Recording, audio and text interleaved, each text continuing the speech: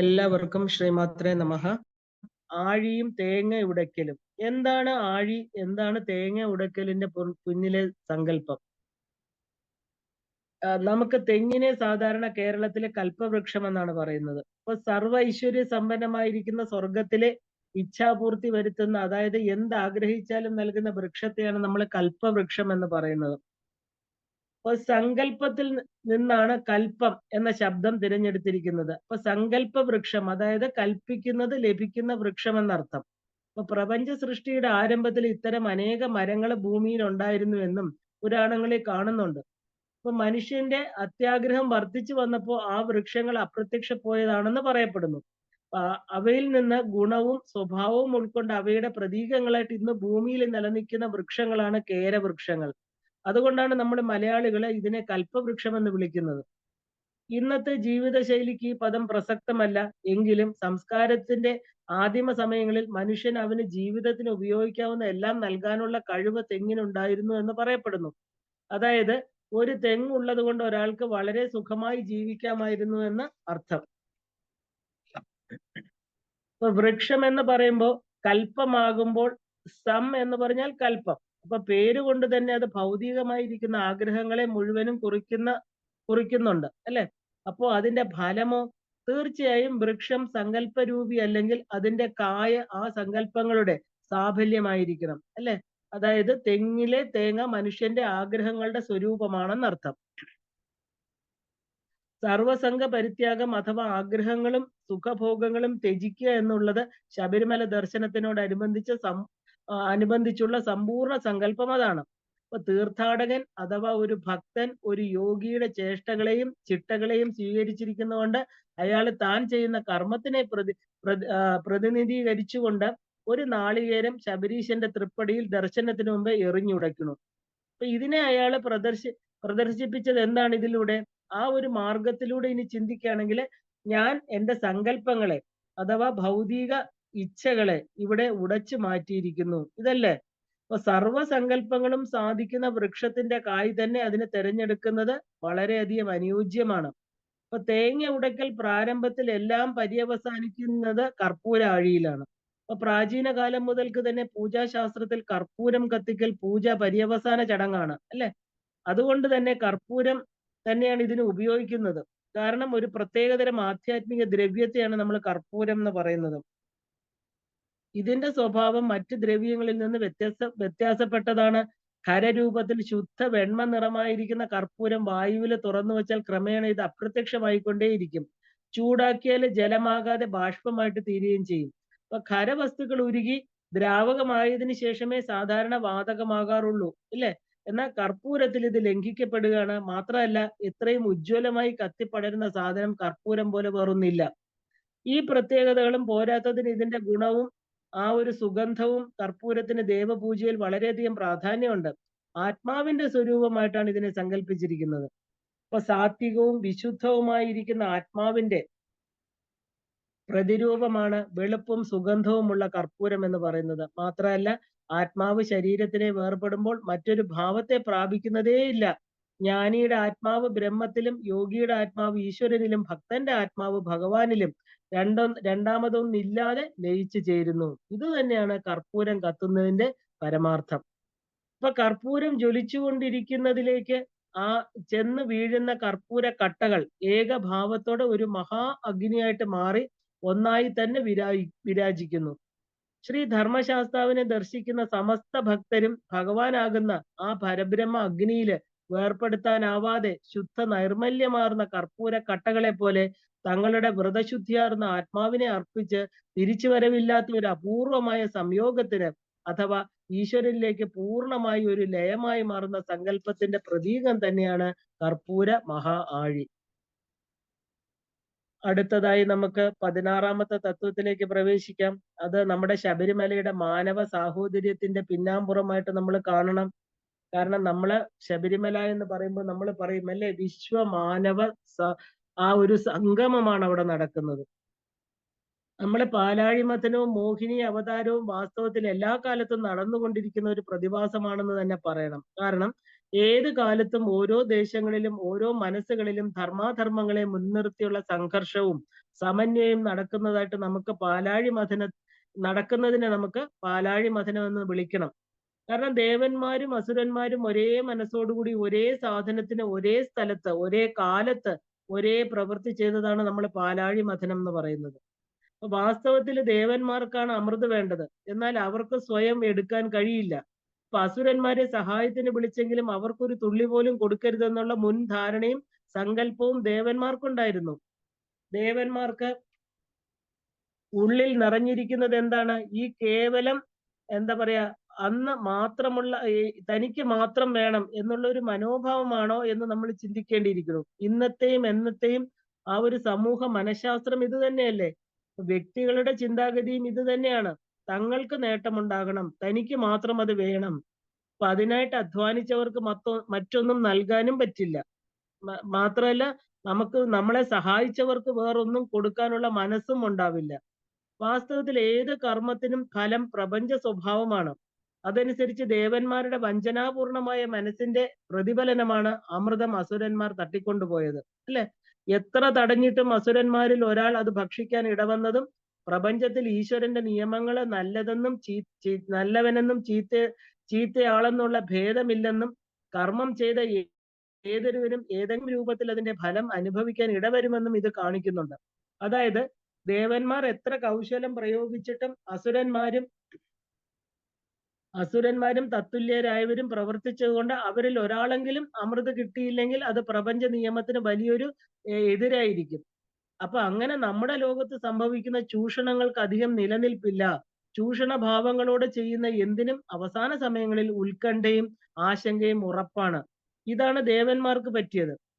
ഇനി അസുരപക്ഷം നമ്മൾ നോക്കുകയാണെങ്കിൽ പ്രാരംഭത്തിൽ ദേവന്മാരെ വഞ്ചിച്ച് അമൃത് തട്ടിയെടുക്കണം എന്ന ഉന്നത്തിൽ തന്നെയായിരുന്നു അസുരന്മാരുടെ ഉദ്ദേശം. അവരുടെ ഉദ്ദേശം ശുഭമല്ലായിരുന്നു.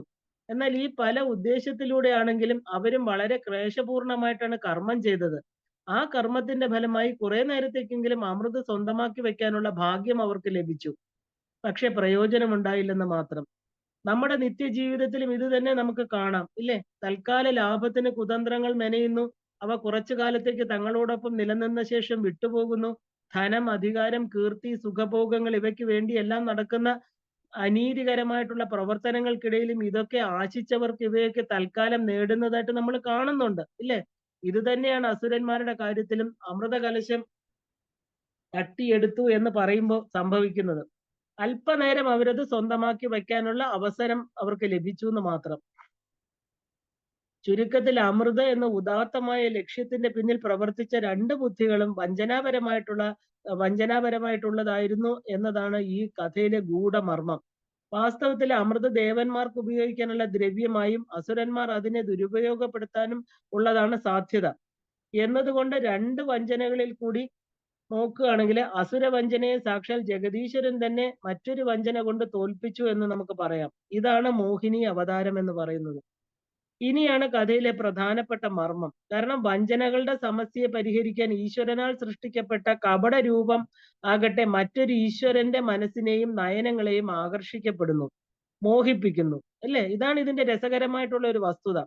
മോഹിനിയുടെ സൗന്ദര്യത്തിൽ ഭ്രമിച്ച സാക്ഷാൽ ശിവഭഗവാൻ അവളിൽ പുത്രോൽപത്തി നടത്തുന്നു എന്ന് പറയുമ്പോൾ ആ ഒരു വ്യംഗ്യമായിട്ട് സമൂഹത്തിന്റെ സാമാന്യ സ്വഭാവങ്ങളെയും അതുപോലെ തന്നെ ഒരു വ്യക്തിയുടെ ആന്തരിക അനുഭവങ്ങളും തന്നെയാണ് ഇവിടെ സൂചിക്കപ്പെടുന്നത്. എങ്ങനെയെന്നാല് അനുദിനം കലുഷിതവും വഞ്ചനാ സ്വരൂപമായിരിക്കുന്ന സമൂഹത്തിൽ നിന്നും താൽക്കാലിക രക്ഷയ്ക്കായിട്ട് ചില നിയമങ്ങളും ആചാരങ്ങളും വിധികളും ഉണ്ടാകുന്നു. ഇങ്ങനെ കാലം കഴിയുമ്പോൾ ഇങ്ങനെ ചെയ്താൽ ഒരു അബദ്ധം മൂഢർക്കിന്നെ ആചാരം വന്നിടാം, നാളെ അത് ശാസ്ത്രമായി തീർന്നിടാം എന്ന കവിവാക്യം പോലെ ആ ഒരു ദേവവഞ്ചനയും അസുരവഞ്ചനയും സമാധാനത്തിലെത്തിയ മോഹിനി രൂപം ഭഗവാൻ ശിവനെ മോഹിപ്പിച്ചതുപോലെ സമൂഹത്തിന്റെ സ്വാർത്ഥത, തൽക്കാല ശാന്തികൾ ഈശ്വരന്റെ ആ ഒരു തത്വശാസ്ത്രങ്ങളെ പോലും ദുരൂഹതയിലും മാക്കി എന്നുള്ളതാണ് സത്യം. അപ്പൊ പതിവ് ജാതി മതങ്ങള് ചാതുർവർണ്ണ്യം അയിത്ത ആചാരങ്ങൾ ഇവയെല്ലാം മേൽപ്പറഞ്ഞ പ്രകാരം ഈശ്വരനെ പോലും ഗ്രസിക്കുന്ന മോഹിനി രൂപങ്ങളായിട്ട് പിന്നെ തീർന്നിട്ടുണ്ടെന്നുള്ളത് സത്യം തന്നെയാണ്. അങ്ങനെ അനാവശ്യകതകളിൽ നിന്നും ദുഷ്പ്രവർത്തികളിൽ നിന്നും ദുഷ്ചിന്തകളിൽ നിന്നും രൂപപ്പെടുന്ന സാമുദായിക അപമര്യാദകൾക്കെതിരെ പ്രാചീന മഹത്തുക്കൾ നിർദ്ദേശിക്കുന്ന പരിഹാര രൂപങ്ങൾ ഇന്ന് വളർന്ന് ഈശ്വരനെ മതിൽക്കെട്ടിലാക്കി ജനങ്ങളെ മതത്തിന്റെ വേലിക്കെട്ടിൽ തിരിച്ച് ആ ഒരു മതഭ്രാന്തിലും ആചാര വിഭ്രാന്തിയിലും തളച്ചിടുമ്പോൾ എല്ലാ വൈരുദ്ധ്യങ്ങൾക്കും അപ്പുറം ആത്മാവിന്റെ ആ ഒരു ഏകതയുടെ, അതായത് ഈശ്വരൻ എല്ലാറ്റിലും ഉപരി നിൽക്കുന്നവനാണ് എന്നുള്ള അദ്വൈത ഭാവം വെളിപ്പെടുത്തുന്ന ആ ഒരു വേദശാസ്ത്രങ്ങളുടെ ദർശിതാക്കളായ ആ ഒരു ജ്ഞാനികളുടെ സ്വരൂപമാണ് അയ്യപ്പനുള്ളത്. അതുകൊണ്ട് തന്നെ ശ്രീ അയ്യപ്പന്റെ രൂപം ജ്ഞാനമുദ്ര ധരിച്ചതും യോഗിയെ പോലെ ധ്യാന രൂപമാർന്നതും ഗുരുവിനെ പോലെ ഉപദേശ ഭാവം ആർന്നും ഇരിക്കുന്നത് അതുകൊണ്ടാണ്. ശ്രീ അയ്യപ്പന്റെ പ്രതിയുള്ള ജാതി മത ഭേദ വ്യത്യാസമില്ലായ്മയും ഈ സങ്കല്പത്തിൽ നിന്ന് തന്നെയാണ് വരുന്നത്. അതായത് ചുരുക്കി പറഞ്ഞാൽ ഏതൊരു സമുദ്രത്തിലാണെങ്കിലും, അതായത് ആ ഒരു ഭാവി എന്ന സങ്കല്പം, അതായത് ഭാവി എന്ന് പറഞ്ഞാൽ അമൃതം, ആ ഒരു നല്ല സങ്കല്പത്തിന് വേണ്ടിയാണ് വഞ്ചനയും കുടിലതയും നിറഞ്ഞ ദേവന്മാരും അസുരന്മാരും കൂടും കർമ്മങ്ങള്, അതായത് പാലാഴി മഥനം എന്ന് പറയുന്ന കർമ്മം ആരംഭിച്ചത്. അവിടെ ദുഷ്ഫലം ഉണ്ടാകുമ്പോൾ അതിനെ ഉൾക്കൊള്ളാൻ കഴിയാതെ ഇരു കൂട്ടരും വിഷമിക്കുമ്പോഴാണ് അതിന് പരിഹാരമായിട്ട് ഈശ്വരീയ ആ ഒരു സദാചാര പ്രമാണങ്ങള്, അതായത് മോഹിനി അവതാരം ഉണ്ടാകുന്നത്. അത് തൽക്കാലം ആ ഒരു ദുഷ്ടതയ്ക്ക് ശിക്ഷയാകുന്നുവെങ്കിലും വെളുക്കാൻ തേച്ചത് പാണ്ടായി എന്ന് പറഞ്ഞ പോലെ ഈശ്വര സ്വരൂപത്തെ കൂടെ മോഹിപ്പിക്കുന്ന രീതിയിൽ ഈ പ്രമാണങ്ങളെ മനുഷ്യൻ മാറ്റിയെടുക്കുന്നു. ശിവൻ മോഹിനിയിൽ രമിക്കുന്നതാണ്, ഭ്രമിക്കുന്നു എന്നുള്ളതാണ് ഇതിന്റെ അർത്ഥം. അപ്പൊ ഇങ്ങനെ ആ ഒരു ഭ്രമകലുഷിതമായ ലോകത്ത് തത്വബോധമുള്ള ഒരു ഗുരുവിന്റെ ആവിർഭാവം ഉണ്ടാകുന്നു, അതായത് അയ്യപ്പ ജനനം. ഈ ഗുരു സകല വേദശാസ്ത്രങ്ങളും പൊരുളിനെയും സ്വാംശീകരിച്ച് സച്ചിദാനന്ദത്തെ പ്രാപിച്ച് ലോകത്തോട് ആത്മപ്രശാന്തിയെക്കുറിച്ച് ഉപദേശം അരുകിക്കൊണ്ടിരിക്കുന്നു. ഇത് തന്നെയാണ് ആ തത്വമസി മഹാവാക്യം. അതെ, അത് നീയാകുന്നു, അല്ലെങ്കിൽ നീ തന്നെ ആകുന്നു എന്നുള്ള തത്വം. ഇനി നമുക്ക് 17ാമത്തെ തത്വമായിരിക്കുന്ന അയ്യപ്പ വിഗ്രഹത്തിന്റെ സൂക്ഷ്മ രഹസ്യങ്ങളും കൂടെ നോക്കാം. കാരണം മോഹിനി സുതനും ഹരിഹരാത്മജനും മലയാളികളുടെ കണ്ണിലുണ്ണിയുമായിരിക്കുന്ന ശബരീശ്വരൻ പ്രതിനിധാനം ചെയ്യുന്ന ആധ്യാത്മിക സ്വരൂപത്തെ മുൻപുള്ള അധ്യായങ്ങളിൽ നിന്ന് നമ്മളെ മനസ്സിലാക്കി കണ്ടതെല്ലാം തന്നെ ഈ വഴിക്ക് ചിന്തിക്കുമ്പോൾ ശബരിമലയ്ക്കും ശബരീശനും മാത്രമല്ല, ആ ഒരു ശബരീശ്വരന്റെ രൂപസങ്കല്പത്തിനും സമ്പൂർണമായിരിക്കുന്ന ആധ്യാത്മിക തേജസ് വഴിഞ്ഞൊഴുകുന്നത് നമുക്ക് അനുഭവവേദ്യമാകും. കേരളീയർക്ക് അത് സുപരിചിതമായ അതിലേക്ക് നമുക്ക് ഒന്ന് എത്തി നോക്കേണ്ടതായിട്ടുണ്ട്. എങ്ങനെയാണ് അയ്യപ്പ സങ്കല്പത്തിന്റെ ആരംഭം? അപ്പൊ ആരംഭത്തിലേക്ക് ചിന്തിക്കുമ്പോൾ നമുക്ക് അനിതര സാധാരണമായിരിക്കുന്ന ഒട്ടനവധി പ്രത്യേകതകൾ നമ്മൾ കണ്ടു കഴിഞ്ഞു, ഇല്ലേ? കഥകളും സംഭവങ്ങളും സംജ്ഞാരൂപവും ആ ഒരു സങ്കേത രൂപങ്ങളുമാണ് അവിടെ വേദാന്ത സത്യങ്ങൾ ഈശ്വര ലീലകളിലൂടെയും അവതാരങ്ങളിലൂടെയും ആവിഷ്കരിക്കപ്പെട്ടിരിക്കുന്നത്. അയ്യപ്പന്റെ സങ്കല്പം ഒന്നാകെ ആധ്യാത്മിക സത്യങ്ങളുടെ അതിമനോഹരമായിരിക്കുന്ന ഒരു ക്രോഡീകരണം തന്നെയാണ്. അപ്പൊ ഈ അയ്യപ്പ ചരിത്രത്തെ നമുക്ക് മൂന്നായിട്ട് തിരിക്കാം. ഒന്ന്, പ്രപഞ്ച ശക്തികളുടെയും പ്രപഞ്ചത്തിന്റെയും ഉള്ളുകള്ളികൾ.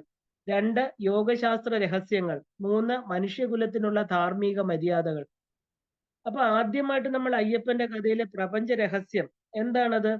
മറ്റെല്ലാ പരിവേഷവും വിട്ട് അയ്യപ്പനെ നാം പ്രപഞ്ചം എന്ന ഏക രൂപത്തിൽ നമ്മൾ സങ്കല്പിക്കാൻ ശ്രമിക്കണം. അതായത് അയ്യപ്പൻ എന്നാൽ നാം ഈ കാണുന്നതും അനുഭവിക്കുന്നതും ഒക്കെ ഒരു വിശ്വപ്രപഞ്ചം എന്ന് കരുതണമെന്നർത്ഥം.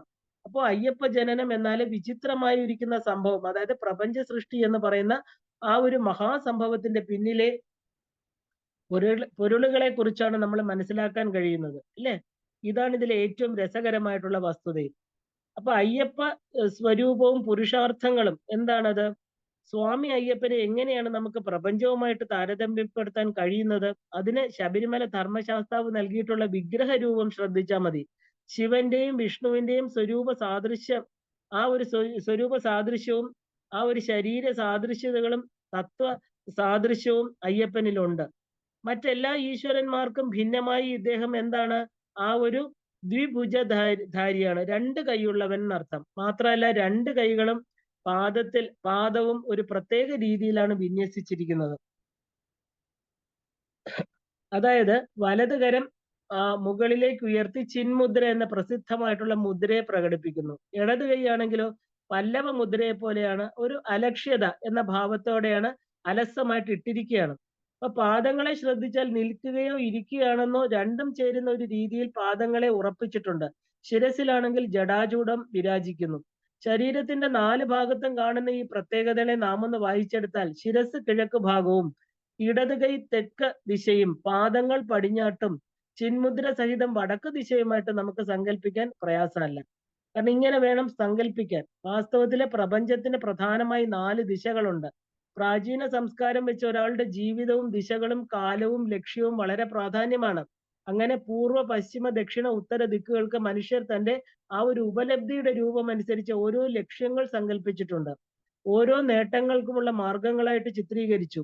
അങ്ങനെ ഈ പ്രപഞ്ചത്തിന് ധർമ്മം, അർത്ഥം, കാമം, മോക്ഷം അങ്ങനെ 4 പുരുഷാർത്ഥങ്ങളുടെ സ്വരൂപമുണ്ടെന്നും ഇപ്രകാരം ധർമ്മം പൂർവ്വദിശാഭിമുഖവും ധനം അഥവാ സമ്പത്തുകൾ ദക്ഷിണാഭിമുഖവും കാമനകൾ അഥവാ പ്രവൃത്തി ഫലങ്ങൾ പശ്ചിമ അഭിമുഖവും മുക്തി അഥവാ സന്യാസം ഉത്തര ദിശ അഭിമുഖവുമായിട്ടാണ് സങ്കല്പിച്ചിരിക്കുന്നത്. ഇങ്ങനെ പ്രപഞ്ചത്തിൽ 4 വാതായനങ്ങൾ വ്യക്തമായിട്ട് ചിത്രീകരിച്ചാൽ അവിടെ ധർമാർത്ഥ കാമ മോക്ഷങ്ങളെ പ്രതിനിധീകരിക്കാൻ ആ ഒരു യുക്തമായ ചിഹ്നങ്ങൾ എന്തൊക്കെയാണ്? ആ ശ്രീ അയ്യപ്പന്റെ രൂപഛായയിൽ നിന്ന് നമുക്കത് വായിച്ചെടുക്കാൻ കഴിയുന്നുണ്ടോ എന്ന് നോക്കണം. തീർച്ചയായിട്ടും ഉണ്ട്. എങ്ങനെയെന്നാൽ ശിരസിന്റെ മുകൾ ഭാഗത്താണ് ജട. അപ്പൊ ശിരസ് എന്ന് പറയുന്നത് കിഴക്ക് ദിശയെ പ്രതിനിധീകരിക്കുന്നുണ്ട്. സൂര്യോദയം, പ്രഭാത കൃത്യങ്ങൾ ഇവയെല്ലാം അരങ്ങേറുന്നത് പൂർവ്വ ദിശയെ നോക്കിയാണ്. അപ്പൊ ദിശകളിൽ പ്രധാനവും ഒന്നാമത്തതും കിഴക്ക് ദിശ തന്നെയാണ്. അപ്പോൾ കിഴക്ക് ദിശയെ പ്രഥമ പുരുഷാർത്ഥമായ ധർമ്മത്തെയാണ് ഉദ്ദേശിക്കുന്നത്.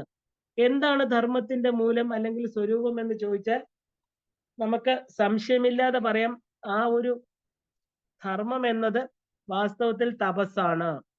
അല്ലെ? ധർമ്മം വേദ അഖിലമാണെന്ന് പറയാറുണ്ട്. അപ്പൊ തപസ്സാണ് ഇതിന്റെ ആ ഒരു ബേസിക് ആയിട്ടുള്ള കർമ്മം. എല്ലാ കൃത്യമായും കണിശമായും ചെയ്യാനുള്ള കഴിവ്, അതിനെയാണ് ആ ഒരു താപസിയുടേതായിട്ട് നമ്മൾ പറയുന്നത്. കാരണം അങ്ങനെയുള്ളവർക്ക് മാത്രമേ തപസ് ചെയ്യാൻ സാധിക്കുള്ളൂ. അപ്പൊ തപസ്സിന്റെ ഏറ്റവും വലിയ പ്രതീകമാണ് ജഡ. അല്ലെ? തപിക്കുക. താപം എന്ന വാക്കെന്ന് പറഞ്ഞാൽ എന്താ അതിന്റെ അർത്ഥം? ചൂടുമായിട്ട് ബന്ധമുള്ളതാണ്. അല്ലെ? അപ്പൊ സൂര്യൻ ഉദിക്കുന്ന പൂർവ്വദിശ ധർമ്മത്തിന്റെ ദശയാണ്. അയ്യപ്പന്റെ ശിരസിലുള്ള ആ ഒരു ജടാഭാരം പുരുഷാർത്ഥത്തിലെ പ്രധാനമായിരിക്കുന്ന ധർമ്മത്തെയാണ് കുറിക്കുന്നതെന്ന് നമുക്ക് നിസ്സംശയം പറയാം. ഇനി രണ്ടാമത്തെ പുരുഷാർത്ഥം അർത്ഥമാണ്. അല്ല, അർത്ഥം എന്നാൽ ധനം. ആ ഒരു ഉദ്ദിഷ്ട ആശയം, സങ്കല്പം എന്നൊക്കെ നമുക്ക് അർത്ഥം എടുക്കാം. ഇതിന്റെ ദശ ദക്ഷിണമാണ്. അപ്പൊ ധർമ്മം കൊണ്ട് വളരെ ലഘുവായിട്ട് ധനം നേടുക, ആ നേടിയത് പോലും നിഷ്കാമമായിട്ട് പറ്റലില്ലാതെ ഉപയോഗിക്കുക, നിസ്സംഗനായി ധനത്തെ വ്യവഹാരം ചെയ്യുക, ഇവയെല്ലാം തന്നെ അർത്ഥം എന്ന രണ്ടാമത്തെ പുരുഷാർത്ഥത്തിലൂടെയാണ് ഉദ്ദേശിച്ചിരിക്കുന്നത്. അപ്പൊ സ്വന്തം ധനം എപ്പോഴും അർഹിക്കുന്ന മറ്റൊരാൾക്ക് നൽകുവാൻ നമ്മൾ തയ്യാറായിരിക്കണം. അതുകൊണ്ടാണ് ദക്ഷിണ എന്ന ശബ്ദത്തെ ആ ഒരു ദിശ കൊണ്ട് നമ്മൾ സമ്പത്തിനെയാണ് ഉദ്ദേശിക്കുന്നത്. അപ്പോ സമ്പത്ത് എന്ന് പറഞ്ഞാൽ നമ്മൾ സമ്പാദിക്കുന്നത്, അല്ലെ? ഈ ഭാഗത്ത് അയ്യപ്പന്റെ ഒരു കൈ, ആ ഭാഗം എന്താണ്? അലസമായി താഴേക്കിട്ട കൈയാണ്. അപ്പൊ മുൻപ് പറഞ്ഞ പോലെ എത്രയോ കാര്യങ്ങൾ, അതായത് നിസ്സംഗത മുതലായവ ഈ കൈയുടെ ആ ഒരു ആകൃതിയിലും ഭാവത്തിലുമുണ്ട്. ധർമ്മം, അർത്ഥം ഈ 2 പുരുഷാർത്ഥങ്ങൾക്ക് ശേഷം കാമം എന്ന് പറയുന്ന മൂന്നാമത്തെ പുരുഷാർത്ഥത്തെ എടുക്കുകയാണെങ്കിൽ ഇവിടെ മൂന്നാമത്തെ ദിശ എന്ന് പറയുന്നത് പാദങ്ങളാണ്. അല്ലെ? അതാണ് ദൃശ്യമാകുന്നത്. ഈ പാദങ്ങളാകട്ടെ സമാസമം വച്ചിരിക്കുന്നവയും കണങ്കാലുകൾ നിൽക്കുന്നതിന് തുല്യം എന്നോണം ആ ഒരു ലംബമായിട്ട് ഉയർന്നിരിക്കുന്നതും യോഗപട്ടം എന്ന വസ്ത്രത്താൽ ബന്ധിതവുമാണ്. അപ്പൊ ഇവിടെ നമുക്ക് ഇക്കാലുകളെ മുൻനിർത്തി മനുഷ്യ ജീവിതം എന്ന പ്രപഞ്ച രഹസ്യത്തിലെ കാമം എന്ന മൂന്നാമത്തെ പുരുഷാർത്ഥത്തെ എങ്ങനെ പ്രതിനിധീകരിക്കുന്നു നോക്കുകയാണെങ്കിൽ, സമാസമമുള്ള പാദങ്ങൾ അത് കാമനകൾ അഥവാ ആഗ്രഹങ്ങളിലെ സന്തുലിതാവസ്ഥയാണ് കാണിക്കുന്നത്. അപ്പോ എന്തിന്റെ സന്തുലിതാവസ്ഥ എന്ന് ചോദിക്കുകയാണെങ്കിൽ സുഖ ദുഃഖങ്ങളുടെ എല്ലാം തന്നെ. പിന്നെ ആഗ്രഹങ്ങളുടെ 2 ധ്രുവങ്ങൾ സുഖ ദുഃഖങ്ങളിലായിരിക്കും എന്നർത്ഥം. ഇവയെ സമം ചേർത്ത് വെച്ച പാദങ്ങൾ കൊണ്ട് പ്രതിനിധീകരിക്കുകയാണെങ്കിൽ സനാതനമായിരിക്കുന്ന ഒരു ഹിന്ദു തന്റെ കാമനകളെല്ലാം തന്നെ അഥവാ ആഗ്രഹങ്ങളെ ധാർമ്മികമായിട്ടും ന്യായമായിട്ടും സുഖങ്ങളിലും ദുഃഖങ്ങളിലും ഒരേപോലെ മാനസികാവസ്ഥയും സ്വീകരിക്കണം എന്നുള്ളതാണ് കാണിച്ചു തരുന്നത്. മാത്രമല്ല നടക്കാൻ ഉപയോഗിക്കുന്നതാണ് പാദങ്ങൾ, അല്ലെ? എങ്കിലും പാദങ്ങൾ സമമായി നിൽക്കുമ്പോൾ അത് നടത്തത്തെയല്ല മറിച്ച് വിശ്രമത്തെയാണ് കുറിക്കുന്നത്. അത് നടക്കുമ്പോൾ പാദങ്ങൾ 2 ധ്രുവങ്ങളിലായിരിക്കും, നിൽക്കുമ്പോഴാണ് സമമായിട്ട് വരുന്നത്, അല്ലെ? അപ്പോ നടപ്പിനെ അപേക്ഷിച്ച് നിൽപ്പെന്ന് പറഞ്ഞാൽ എന്താ? വിശ്രമ സമയം തന്നെയാണ്. അതായത് കാമനകളിൽ നിന്ന് കാമനകളിലേക്ക് തീവ്ര ശക്തിയോടെ കടന്നു കയറുകയല്ല വേണ്ടത്. മറിച്ച് ആഗ്രഹത്തിനും സമചിത്തതയോടുകൂടി ആ ഒരു ദൃഢതയോടുകൂടി ഊന്ന് ഊ ഊന്ന് കൊടുത്ത് നിൽക്കുകയാണ് വേണ്ടത്. അപ്പൊ ആഗ്രഹ സാഫല്യത്തിനുള്ള മാർഗമെന്ന് നമ്മൾ എപ്പോഴും എന്താ വേണ്ടത്? ആ ഒരു മാർഗത്തെ നമ്മൾ അറിഞ്ഞ് അതിന് എപ്പോഴും അതിലൂടെ സഞ്ചരിക്കാതെ അതിനിടയ്ക്ക് ഒരു വിശ്രമം കൊടുക്കണം എന്നർത്ഥം. അഥവാ മറ്റൊന്നുകൂടി നമുക്ക് പറയുകയാണെങ്കിൽ ആഗ്രഹങ്ങളിൽ നിന്ന് ആഗ്രഹങ്ങളിലേക്കുള്ള കാടുകയറ്റം നടത്താതെ, അതായത് ജീവിതത്തിനോട് ആസക്തനാകാതെ യഥാശക്തി നേട്ടങ്ങളിൽ ഉറച്ചു നിൽക്കണം. ഒന്നുകൂടി പറഞ്ഞാൽ ഈ പാദത്തിന്റെ പ്രാരംഭമായിരിക്കുന്ന കണങ്കാലുകളിൽ ഒരു യോഗപട്ടം ബന്ധിപ്പിച്ചിട്ടുണ്ട്. ഏത് ആഗ്രഹ പൂർത്തീകരണവും ആ ഒരു സംയമത്തോടുകൂടി നിയന്ത്രണത്തോടുകൂടി വേണമെന്നാണ് ഇത് കാണിക്കുന്നത്. ഇങ്ങനെ 3 പുരുഷാർത്ഥങ്ങളെ ശിരസ് മുതൽ പ്രദക്ഷിണ ക്രമത്തിൽ വളരെ സാദൃശ്യ രൂപേണ കൂട്ടിയിണക്കിയിരിക്കുന്നതാണ് അയ്യപ്പ സ്വരൂപം. നമ്മള് നാലാമത്തെ അന്തിമമായിരിക്കുന്ന മോക്ഷം എന്ന പുരുഷാർത്ഥം വലത് കൈയിലെ ചിന്മുദ്ര കാണിക്കുന്നു. ഈ ഭാഗത്ത് ചിന്മുദ്രയാണ് അദ്ദേഹം പിടിച്ചിരിക്കുന്നത്. അപ്പോ ചിന്മുദ്രയെ കുറിച്ച് നമ്മൾ വളരെ നന്നായിട്ട് കണ്ടു. മോക്ഷത്തിന് ജ്ഞാനം വേണം, അത് അനിവാര്യമാണ്. ഇപ്പൊ ചൂണ്ടുവിരലും തള്ളവിരലും കൂട്ടിപ്പിടിച്ച ഈ മുദ്ര ജ്ഞാനമുദ്ര എന്നാണ് കീർത്തിക്കപ്പെട്ടിട്ടുള്ളത്. ഇതിന് നമുക്ക് കൂടുതൽ വിശദീകരണത്തിന്റെ ആവശ്യമില്ല. ഈ ഭാഗം മോക്ഷ സ്വരൂപമാണെന്ന് വ്യക്തമാവുന്നു. അങ്ങനെ അയ്യപ്പ സ്വരൂപം എന്ന് പറയുന്നത് പ്രകൃതി പുരുഷ തത്വമാണെന്ന് പറയാം. പ്രപഞ്ചം എന്ന് നാം എല്ലാവരും വിളിക്കുന്നത് ഒരു വിസ്താരം എന്നാണ്. പ്രപഞ്ചം എന്ന വാക്കിന്റെ സാമാന്യ അർത്ഥം എന്താണ്? ശാസ്ത്രത്തിലെ പ്രപഞ്ചം എന്ന് പറഞ്ഞാൽ 5 പ്രാകൾ ചേർന്നത് എന്നാണ് സാധാരണ പറയാറുള്ളത്. പ്രപഞ്ചം പ്രകർഷേണ പഞ്ചീകൃതമായിരിക്കുന്നത്, ഉയർന്നത്. ഉയർന്നതെന്ന് അർത്ഥമുള്ള പരാശബ്ദത്തില് സംയുക്ത രൂപത്തിലെ എന്നുള്ളത് പുരുഷൻ എന്നും പ്രകൃതി എന്നും പരാശബ്ദത്തിന് ആ ഒരു വ്യാപ്തിയുണ്ട്. പ മൈനസ് പ ര എന്ന 2 ശബ്ദങ്ങള് ആ ഒരു ഉകാരം കൊണ്ട് ചേർക്കുമ്പോഴാണ് പ പ്ലസ് ഉ പ്ലസ് ര പ്ലസ് ഉ, അതായത് പുരു എന്ന് വരുന്നത്. എന്താ? പ ര. ആ ശബ്ദങ്ങള് കൃത്യം പകുതി സംയോജിക്കുമ്പോൾ എന്താ കിട്ടുക? പ്ര. അതായത് പ്ര എന്ന് കിട്ടുന്ന അക്ഷരം 2 വാക്കുകൾ കൂടി ചേർന്നതാണ്. അപ്പോ പുരുഷാർത്ഥം, അതായത് പുരുഷ രൂപം, അതായത് പ്ര എന്ന ശബ്ദം നാരീ സ്വരൂപം ആർന്നത്, അവയുടെ ആ ഒരു ഉൽപ്പത്തിയിൽ നിന്ന് തന്നെ നമുക്ക് മനസ്സിലാക്കാം. അങ്ങനെയാണെങ്കിൽ ഓംകാരത്തിന്റെ 3 പിരിവുകൾ എന്താണ്? അകാരം, ഉകാരം, മകാരം. ഇപ്പൊ ഉകാരം സൃഷ്ടിപരമാണ്.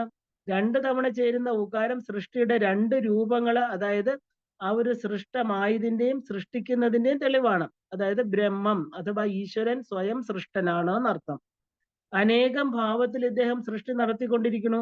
ഇവിടെ 2 രീതിയിലുള്ള സൃഷ്ടികളും വന്നിട്ടുണ്ട്. അതുകൊണ്ട് ഈശ്വരനെ നമ്മൾ പുരുഷൻ എന്ന് വിളിക്കുന്നു. സ്വയം സൃഷ്ടമാകുകയും മറ്റൊന്നിനെ സൃഷ്ടിക്കുകയും ചെയ്യുന്ന ശൈലിയിലുള്ള ആ ഒരു പുരുഷ സ്വരൂപം. ഇപ്പൊ ഭൂമിയിൽ മനുഷ്യനെ തന്നെ എടുക്കുകയാണെങ്കിൽ ഓരോ പുരുഷനും തന്നെ കുറിച്ചൊരു സങ്കല്പമുണ്ട്, അല്ലേ? അതുകൊണ്ട് താൻ എന്തെങ്കിലും ആയിത്തീരണമെന്ന് ആഗ്രഹിക്കുന്നവരാണ് അവര്. ഇത് ഒരു തരം സൃഷ്ടി വാഞ്ച തന്നെയാണ്. അപ്പൊ ഉള്ളതിനെ മറ്റൊന്നാക്കി മാറ്റാനുള്ള ആഗ്രഹം. ഈശ്വരന്റെ ഒന്നാമത്തെ സൃഷ്ടി ഗുണമായിരിക്കുന്ന സ്വയംഭൂത്വം എന്ന പോലെ മനുഷ്യ പുരുഷനിലുള്ള ഒന്നാമത്തെ സൃഷ്ടി ഗുണമാണ് തന്നിൽ തന്നെ മറ്റൊന്നായിട്ട് പുനഃസൃഷ്ടിക്കുന്നത്. ഇനിയും 2ാമത്തെ സൃഷ്ടി രീതിയായിട്ട് സന്താന ഉൽപാദനത്തിന് അവൻ മറ്റൊന്നിനെ സൃഷ്ടിക്കുന്നു. ചുരുക്കി പറഞ്ഞാൽ പുരുഷൻ ആദ്യം തന്നെയുള്ള ആ ഒരു തന്നെ തന്നെയാണ് സൃഷ്ടിക്കുന്നത്. പിന്നെ തന്നിൽ നിന്നും തന്നെ പോലെയുള്ള മറ്റൊന്നിനെ സൃഷ്ടിക്കുന്നു എന്നർത്ഥം. അപ്പൊ പ്രകൃതി എന്നുള്ള ശബ്ദം എന്താണ്? സ്ത്രൈണമാണ്, നാരീ സ്വഭാവമാണ്, അല്ലെ? പായും രായും പപ്പാതി ചേർന്ന് ഉണ്ടാകുന്ന പോലെ നാരിക്ക് ഒരിക്കലും താൻ ഒറ്റയ്ക്ക് പൂർണ്ണമാണെന്ന് വിശ്വസിക്കാൻ പ്രയാസമാണ്. അവൾക്ക് തന്റെ പാതി കൊടുത്ത മറ്റൊരു പാതിയോടൊപ്പം കൂടിച്ചേർന്നെങ്കിൽ മാത്രമേ താൻ പൂർണ്ണയായി എന്നൊരു ബോധം വരികയുള്ളൂ. മനുഷ്യകുലത്തെ സൂക്ഷ്മമായി ശ്രദ്ധിക്കുമ്പോൾ ബാലികയായിരിക്കുന്ന ഒരു പെൺകുട്ടി പിതാവിനോടൊപ്പം ചേർന്ന് പിതാവിനെ ചൂഷണം ചെയ്ത് ആ തന്റെ അസ്തിത്വം മെനഞ്ഞെടുക്കുന്നു, അല്ലെ? അല്പം കഴിയുമ്പോൾ തരം പോലെ അവൾ തന്റെ ഭർത്താവായിരിക്കുന്ന പുരുഷനോടൊപ്പം തന്റെ അസ്തിത്വം നേടിയെടുക്കുന്നു. അപ്പോൾ അവൾ തൊട്ടു മുമ്പ് വരെ ആ ഒരു ആശ്രയമായിരുന്ന പിതൃത്വത്തിനെ തീർച്ചയായും തള്ളിക്കളഞ്ഞിരിക്കും. ഏറെ കഴിഞ്ഞ് വാർദ്ധക്യമാകുമ്പോൾ അവൾ ഭർത്താവിന്റെ പകുതിയേക്കാൾ ഉപരി സന്താനങ്ങൾ എന്ന ആ ഒരു പകുതിയിൽ തന്റെ അസ്തിത്വം സബലീകരിക്കാൻ ശ്രമിക്കുന്നു. ഇത് സൃഷ്ടിപരമായിട്ട് നോക്കുകയാണെങ്കിൽ അലംഘനീയമായ ഒരു നാരി പ്രകൃതിയുടെ സങ്കല്പം തന്നെയാണ്. അതുകൊണ്ടാണ് അവൾ ചഞ്ചലയും ചപലയുമായിട്ട് ആ ഒരു ആധികാരികമായിട്ട് അവളുടെ ഭാവങ്ങളെ ആരും സ്വീകരിക്കരുത്. എല്ലാം ലോലഭാവങ്ങളിലൂടെയും അവൾ സ്വന്തം അസ്തിത്വത്തെ മാത്രം സംരക്ഷിക്കാൻ ബോധപൂർവമോ അബോധപൂർവമോ ശ്രമിക്കുകയാണ് എന്ന് പറയുന്നത്. അപ്പൊ ശാസ്ത്രങ്ങൾ പറയുന്നത് ഈ സിദ്ധാന്തത്തെ തന്നെയാണ് പരയുടെ രകാരം എന്ന് പറയുന്നത് പകുതികൾ ചേർന്ന ആ ഒരു പ്രകൃതി, അതായത് പ്ര എന്ന് ഉച്ചരിച്ചുകൊണ്ട് ഈ വിശ്വ സൃഷ്ടിയെപ്പോലും ഋഷി പകുതി എന്നും ആ ഋഷി പ്രകൃതി എന്നും സ്ത്രീ എന്നും വിളിച്ചിരിക്കുന്നത്. ഇത് മറ്റൊരു ഗഹനമായ വിഷയമാണെങ്കിലും എന്താ പറയാ, ആ ഒരു അത്യുന്നതമായിരിക്കുന്ന വേദാന്തവും തന്ത്രയോഗ സ്വരൂപമായിരിക്കുന്ന അയ്യപ്പനില് പ്രകൃതി പുരുഷത്വത്തിന്റെ ആ ഒരു സമഞ്ജസ സമ്മേളനം ദൃശ്യമാകുന്നത് കൊണ്ടാണ് നമ്മൾ ഇതിനെക്കുറിച്ച് ഇത്രയും പറഞ്ഞത്. അപ്പൊ പുരുഷന്റെ ആ ഒരു രണ്ട് സൃഷ്ടി വാഞ്ചയും സ്ത്രീയുടെ ആശ്രയത്വം എന്ന ഏകഭാവവും അയ്യപ്പനില് സമ്മേളിച്ചിട്ടുണ്ടെന്നുള്ളതാണ് ശാസ്ത്ര രഹസ്യം. അതായത് പ്രപഞ്ച സൃഷ്ടാവായിരിക്കുന്ന ആദി പുരുഷനെ പോലെ അയ്യപ്പൻ രണ്ട് സൃഷ്ടികൾ നടത്തിയിട്ടുണ്ടെന്ന് അർത്ഥം. ആദി പ്രകൃതിയെ പോലെ തുല്യഭാവത്തിൽ വിഭജിച്ച് ചേരുകയും ചെയ്തിരിക്കുന്നു. അപ്പോ ഇത് രണ്ടും എവിടെയാണ് ദൃശ്യമാകണമെന്ന് ചോദിച്ചാല്, ഒന്നാമത് നമ്മൾ അയ്യപ്പന്റെ കഥ തന്നെ ഒരു ജന്മത്തിൽ തന്നെ അയ്യപ്പന് രണ്ട് വ്യക്തിത്വം കാണാം അല്ലെ. ഒരേ സമയത്ത് ഇദ്ദേഹം രണ്ടു പേർക്ക് മകനായിട്ട്, ശങ്കര മോഹിനിമാർക്ക് പിന്നെ രാജ്യപാലകനായിരിക്കുന്ന രാജാവിനും ഇതിനു മുമ്പ് പറഞ്ഞ പോലെ പുരുഷ സ്വരൂപമായിരിക്കുന്ന രണ്ട് സൃഷ്ടികളെ നമ്മൾ ഓർമ്മിപ്പിക്കുന്നുണ്ട്. അയ്യപ്പൻ തന്നെ രണ്ട് വ്യത്യസ്ത രീതിയിൽ സൃഷ്ടിച്ചിരിക്കുന്നു എന്നർത്ഥം. ഇത് നമുക്ക് വളരെ എന്താ പറയാ പ്രകടമായിട്ട് കാണാം. അപ്പൊ പ പ്ലസ് ഉ പ്ലസ് ര പ്ലസ് ഉ, അപ്പൊ ഈ രണ്ട് പൗരുഷ സൃഷ്ടി വാഞ്ചകൾ തന്നെയാണ് ഇത് എന്ന് നമുക്ക് മനസ്സിലാക്കാം. അപ്പൊ അടുത്തത് അർത്ഥാംഗിനി സ്വരൂപമായിരിക്കുന്ന പ്രകൃതി തത്വം പ പ്ലസ് ര, അതായത് രണ്ട് പാതികൾ യോജിക്കുന്ന പോലെ അയ്യപ്പന്റെ ദേഹസ്വരൂപം ഹരൻ എന്ന ആ ഒരു പൂർണ്ണന്റെ പകുതിയും ഹരി എന്ന പൂർണ്ണന്റെ പകുതിയും. അത് നമ്മൾ വിവരിക്കേണ്ട ആവശ്യമില്ല, നമ്മൾ കണ്ടതാണ്. അയ്യപ്പൻ ശങ്കരന്റെയും കേശവന്റെയും പാതി ചിഹ്നങ്ങൾ വീതം അണിഞ്ഞിരിക്കുന്നത് അതുകൊണ്ടാണ്. അതാണ് ഈ അയ്യപ്പ ബിംബത്തിന്റെ സൂക്ഷ്മ കൽപ്പനകൾ എന്ന് നമ്മൾ അന്വേഷിച്ചു നോക്കിയാൽ കാണാൻ പറ്റുന്നത്. ഇങ്ങനെ വളരെ ആശ്ചര്യപ്പെടുത്തുന്ന നിരവധി ശാസ്ത്ര വ്യാഖ്യാനങ്ങളും സങ്കല്പവും നിറഞ്ഞതാണ് അയ്യപ്പന്റെ ആ ഒരു തിരുസ്വരൂപം. മന്ത്രശാസ്ത്രത്തിലെ കൂടങ്ങൾ, ദളങ്ങൾ, കലകൾ, യന്ത്രത്തിലെ കോണുകൾ, പത്മങ്ങൾ, തന്ത്രശാസ്ത്രത്തിലെ ചക്രങ്ങൾ, ആധാരങ്ങൾ, ഇവയെല്ലാം കൂടാതെ ശ്രുതികളിലെ സ്മൃതികളിലും പറഞ്ഞിരിക്കുന്ന പ്രപഞ്ച ഭ്രമണത്തിന്റെയും വിസ്താരത്തിന്റെയും കാലത്തിന്റെയും കണക്കുകൾ പോലും അയ്യപ്പ ബിംബത്തിൽ നമുക്ക് കണ്ടെത്താൻ സാധിക്കും. ഇവയെല്ലാം നമുക്ക് എന്താ പറയാ വളരെ സമയമെടുത്ത് നമ്മൾ ഇതിലേക്ക് എന്താ പറയാ അന്വേഷിച്ച് ചെല്ലുമ്പോൾ മാത്രമേ നമുക്ക് പ്രകടമാവുകയുള്ളൂ. ഇനി നമുക്ക് അവസാനമായിരിക്കുന്ന 18ാമത്തെ തത്വത്തിലേക്ക് പ്രവേശിക്കാം. അത് ശ്രീ ശബരീശ ചരിത്രത്തിലെ ആധ്യാത്മിക മർമ്മമാണ്. അപ്പൊ ഇതുവരെ നമ്മൾ മലയാളികളുടെ ചിരപരിചിതമായ ദേവസങ്കല്പത്തിന്റെയും അതിന്റെ വാസസ്ഥാനമായിരിക്കുന്ന ക്ഷേത്രത്തിന്റെയും ചൈതന്യധാരയുടെയും ഇഴകള് അന്വേഷിക്കുകയായിരുന്നു അല്ലെ. നമുക്ക് ഈ ദേവന്റെ അവതാര കഥയുമായി ബന്ധപ്പെട്ട പശ്ചാത്തലത്തെ കൂടി നമ്മൾ ആധ്യാത്മിക വിചാരത്തിന് ആ ഒരു വിചാരത്തിലൂടെ നമ്മൾ അറിയേണ്ടതായിട്ടുണ്ട്. കാരണം ശരണമംഗളം പാടണമെങ്കിൽ നമ്മൾ ഇതും കൂടെ അറിഞ്ഞെങ്കിലേ സാധിക്കുള്ളൂ. വളരെ സുപരിചിതമാണ് അയ്യപ്പന്റെ കഥ. ഒരുപക്ഷെ കേരളീയ ജനതയ്ക്ക് ഏറ്റവും നന്നായിട്ട് അറിയാവുന്ന കഥ ഇത് തന്നെയാണ്. അതുകൊണ്ട് തന്നെ അതിനെ വിവരിക്കുന്നില്ല നമ്മൾ, മറിച്ച് അതിന്റെ ഓരോ വ്യത്യസ്ത ഘട്ടങ്ങളെ മാത്രം എടുത്ത് നമ്മളൊന്ന് ചിന്തിക്കേണ്ടതായിട്ടുണ്ട്. അതിൽ ഒന്നാം ഘട്ടം എന്ന് പറയുന്നത് എന്താണ്? പാലാഴി മഥനം തന്നെയാണ് അല്ലേ. അപ്പൊ ദുർവാസാവിന്റെ ശാപമേറ്റ ദേവേന്ദ്രാദികൾക്ക് ജരാനരകൾ മാറ്റുവാൻ വേണ്ടി അമൃത് വേണം. അമൃത് കിട്ടണമെങ്കിൽ എന്ത് വേണം? പാലാഴി കടയണം. അത് അത്ര എളുപ്പമല്ല. കൂട്ടിന് അസുരന്മാരെ വിളിച്ചു. അമൃത് കഴിച്ചാൽ ചിരഞ്ജീവിത്വം ഉണ്ടാകുമെന്ന് പറഞ്ഞു. അസുരന്മാരുടെ ഏറ്റവും വലിയ കടമ്പ മരണമാണ്. അതോടുകൂടി അത് തരണം ചെയ്തു കഴിഞ്ഞാൽ അവർ ഒരുപാട് ദുഷ്ടതകൾ അവർക്ക് ചെയ്യാൻ സാധിക്കും. ആ ലാക്ക് നോക്കി അവരും അത് സമ്മതിക്കുന്നു. അങ്ങനെ പാലാഴി കടയുന്ന എന്ന് പറയുന്ന അതിസാഹസികമായിട്ടുള്ള ഒരു കർത്തവ്യം ആരംഭിക്കുകയാണ്. അപ്പൊ ഒന്നാം ഘട്ടത്തിലെ കഥയുടെ ചില ആ ഒരു ഫലകങ്ങൾ തിരിച്ചിട്ടാൽ മനുഷ്യ സ്വഭാവപരമായിട്ട് നമുക്ക് നോക്കാം. അതിനെ മനുഷ്യ ജീവിത സംബന്ധിയായിട്ടുള്ള ചില കാര്യങ്ങൾ നമുക്ക് അവിടെ കാണപ്പെടും. എന്താണെന്ന് ചോദിച്ചു കഴിഞ്ഞാൽ, ദേവന്മാരെയും അസുരന്മാരെയും പാലാഴിയെയും സമന്വയിപ്പിച്ച് നമ്മൾ ചിന്തിച്ചാൽ മാത്രം മതി. ദേവന്മാർ അവരുടെ സൃഷ്ടിപരമായ പ്രത്യേകതകൾ കൊണ്ട് തന്നെ ജരാനരകളോ മരണമോ ഇല്ലാത്തവരാണ് അല്ലെ. അസുരന്മാരെന്ന് പറഞ്ഞാൽ അവരുടെ സ്വഭാവ വിശേഷങ്ങൾ കൊണ്ട് അവർ ദേവന്മാരായിട്ട് ഒരിക്കലും ചങ്ങാത്ത സ്ഥാപിക്കാത്തവരുമാണ്.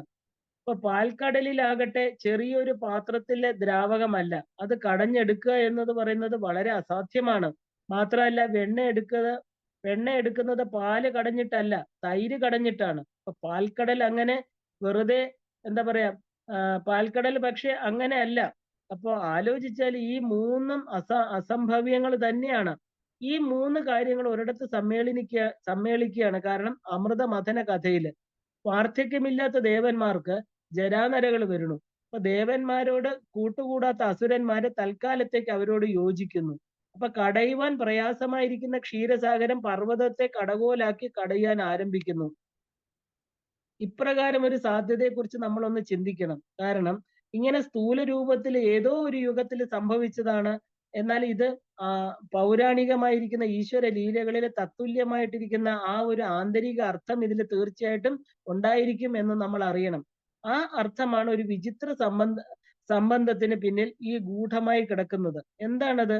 വാർദ്ധക്യം ബാധിക്കാത്ത ദേവലോകം നമ്മുടെ പുണ്യ സഞ്ചയമാണ്. നല്ല കാലം എന്നർത്ഥം. ഒരു നിമിഷം കൊണ്ട് പൂർവകർമ്മ ഫലങ്ങളാൽ കാലം വിപരീതമായിട്ട് തീരുന്നു. അപ്പോ എന്താണ് സംഭവിക്കുന്നത്? പാടില്ലാത്തതെല്ലാം സംഭവിക്കും ജീവിതത്തിൽ, അല്ലെ? അപ്പൊ വിപരീത അനുഭവം പോലും ഉണ്ടാകുന്നു. അപ്പൊ പുണ്യവും ഭാഗ്യവും വാർദ്ധക്യവും അത് നമ്മൾ പ്രാപിക്കും.